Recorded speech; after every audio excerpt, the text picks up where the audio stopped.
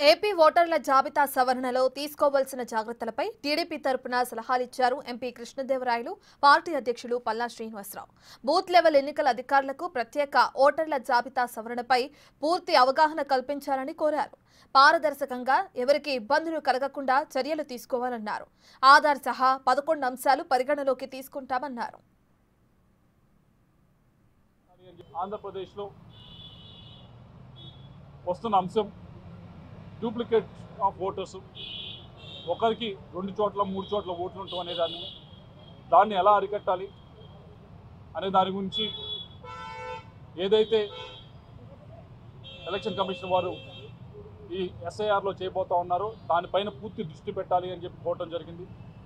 అలాగే booth level agents ఎవరైతే ఉన్నారో, బూత్ లెవెల్ ఆఫీసర్స్ ఎవరైతే ఉన్నారో వారికి ఎప్పటికప్పుడు దాదాపుగా 50,000 మంది పైగా ఉన్నారు, 46,700 దాకా ఉన్నారు మన ఆంధ్రప్రదేశ్లో.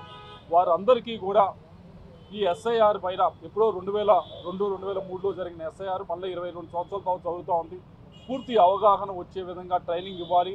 ట్రైనింగ్ ఇచ్చిన తర్వాతే దీన్ని ముందుకు తీసుకువెళ్ళాలని చెప్పి కోరటం జరిగింది. దానికి ఎలక్షన్ కమిషన్ వారు సమ్మతించారు. తప్పకుండా దీని గురించి ట్రైనింగ్ ఇస్తాము, దానికి సంబంధించిన డాక్యుమెంట్స్ అన్నీ కూడా ఇస్తామని చెప్పారు. అలాగే మా వైపు నుంచి సజెషన్ కూడా ఇవ్వడం జరిగింది. కొన్ని వీడియోస్ కూడా దీనిపైన మీరు రిలీజ్ చేయమని చెప్పి పోవడం జరిగింది. వాటిపైన వీడియోస్ కూడా ఎలా ప్రొసీజర్ ఏంటి అని వాటిపైన కూడా చేయబోతా ఉన్నారు. అలాగే రెండవ సమస్య ముఖ్యమైనది మైగ్రెంట్ వర్కర్స్. మన దగ్గర ఉండి మన రాష్ట్రంలో ఉన్నవారు ఒక జిల్లా నుంచి ఇంకో జిల్లాకి, మన రాష్ట్రం నుంచి బయట రాష్ట్రాలకు వెళ్ళి పనిచేస్తూ ఉంటూ వాళ్ళు ఓటు రిజిస్ట్రేషన్కి వచ్చేటప్పటికి కొన్ని ఇబ్బందులు ఫేస్ చేస్తూ ఉన్నారు. అటువంటి ఇబ్బందులన్నీ కూడా సరిదిద్దాలని చెప్పుకోవటం జరిగింది. అలాగే ఏదైతే డాక్యుమెంట్స్ అడుగుతూ ఉన్నామో మనం ఓటు రిజిస్ట్రేషన్కి వెళ్ళినప్పుడు ఏ డాక్యుమెంట్ అయితే మనం యాక్సెప్ట్ చేయబోతామో ఎలక్షన్ కమిషన్ ఆఫ్ ఇండియా ఆ డాక్యుమెంట్స్ పైన క్లారిటీ ఇవ్వాలని చెప్పడం జరిగింది. దానిపైన చెప్పారు ఎలక్షన్ కమిషన్ వారు. దాదాపు 11 డాక్యుమెంట్స్ని మేము యాక్సెప్ట్ చేయబోతా ఉన్నాం కొత్త ఓటుని మేము యాక్సెప్ట్ చేసేటప్పుడు అని చెప్పి చెప్పారు. ఎటువంటి ఇబ్బంది లేకుండా సులభతరంగా చేయబోతా ఉన్నామని ఎలక్షన్ కమిషన్ వారు చెప్పారు.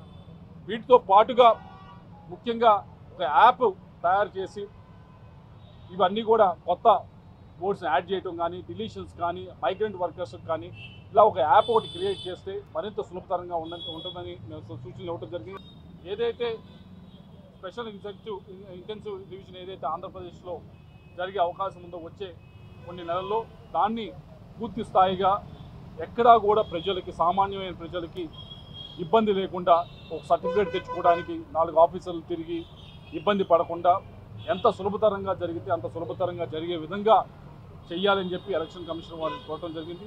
అన్నిటికీ కూడా వారు చెప్పారు, మేము ఎట్టి పరిస్థితుల్లో కూడా ఎవరిని ఇబ్బంది పెట్టడానికి ప్రాసెస్లో లేము. అలాగే ఎవరిని కూడా దీంట్లో ఎంత మ్యాక్సిమం ఓటర్స్ ఎవరైతే ఉన్నారో వారిని అన్ని ఆధారంతో కూడా చేసి వారిని ఎన్రోల్ చేయడానికి మా ప్రయత్నం, కానీ ఎవరిని కూడా ఎక్స్క్లూడ్ చేయడానికి మా ప్రయత్నం కాకూడదు అని చెప్పి మేము చెప్పడం జరిగింది. వారు కూడా అదే చెప్పారు, మేము ఎక్స్క్లూడ్ చేయడానికి ప్రయత్నించము, అందరినీ కూడా దీంట్లో ఇంక్లూడ్ చేయడానికి ప్రయత్నిస్తాము. ఎక్కడైతే డ్యూయల్ ఓట్స్ ఉన్నాయో అవి మాత్రం అవి మాత్రం తీసేదానికి మాత్రమే ప్రయత్నిస్తామని చెప్పారు. ఓటరు వినియోగించుకున్నటువంటి రాష్ట్రంగా ఆంధ్రప్రదేశ్ ఉంది. దేశ యావరేజ్ అయితే 65% ఓట్లు వినియోగించుకుంటే, అంటే ఓటింగ్ శాతం 65%గా ఉంటే ఆంధ్రప్రదేశ్ అయితే 81% ఉంది. దాన్ని బట్టి మేము బాగా ఇందులో ఈ ప్రాసెస్లో ఇన్వాల్వ్ అయ్యాం, మంచిగా చేయగలిగామని సంగతి ఈ సందర్భంగా తెలియజేస్తున్నాం. కనుక ఆ అనుభవంతోనే మాకున్నటువంటి డౌట్లన్నీ కూడా ఈసీ దగ్గరికి వచ్చి నివృత్తి చేసుకోవడం కూడా జరిగిందని చెప్పి తెలియజేస్తున్నాం. అయితే ఇందులో ముఖ్యంగా మేము ఏదైతే ఆధార్ కాకుండా డేట్ ఆఫ్ బర్త్ సర్టిఫికెట్ లేనటువంటి పరిస్థితుల్లో ఏం చేయాలి అని చెప్పేసి మరి ఈసీని మేము కనుక్కున్నప్పుడు వారు ఏం చెప్పారంటే వాళ్ళు 11 పద్ధతుల్లో వాళ్ళ డేట్ ఆఫ్ బర్త్ని ఐడెంటిఫికేషన్ ప్రాసెస్ చెప్పారు. సో అది మాకు సంతృప్తినిచ్చిందని చెప్పి తెలియజేస్తున్నాం. ఇదే కాకుండా మైగ్రెంట్ వర్కర్స్ సంబంధించి అది రాష్ట్రం విడిచిపెట్టి ఇంకో రాష్ట్రంకి వెళ్ళినప్పుడు కానీ, లేకపోతే జిల్లాలు విడిచిపెట్టి ఇంకో జిల్లాలకు వచ్చినప్పుడు కానీ వారికి ఏ విధంగా ప్రొసీజర్ ఫాలో అవ్వాలి, వారికి ఎక్కడ ఓటు ఉండాలి, ఎన్ని రోజులు ఉంటే వారికి అక్కడ ఆ ప్రదేశంలో ఓటు ఉంటుంది, లేకపోతే వాళ్ళ పర్మనెంట్ అడ్రస్ ఉంటుందా అన్న దాని మీద కూడా వాళ్ళ డౌట్లు క్లారిఫై చేయడం జరిగింది. అది కూడా మాకు సంతృప్తిగానే వారు సమాధానం చెప్పారని చెప్పి తెలియజేస్తున్నాం. అయితే మేము తెలుగుదేశం పార్టీ తరపు నుంచి ఇంకా మెరుగ్గా ఓటర్స్ని మనం ఐడెంటిఫై చేయాలంటే బెటర్ డోర్ నెంబర్ సిస్టమ్ రావాలి. ఓటర్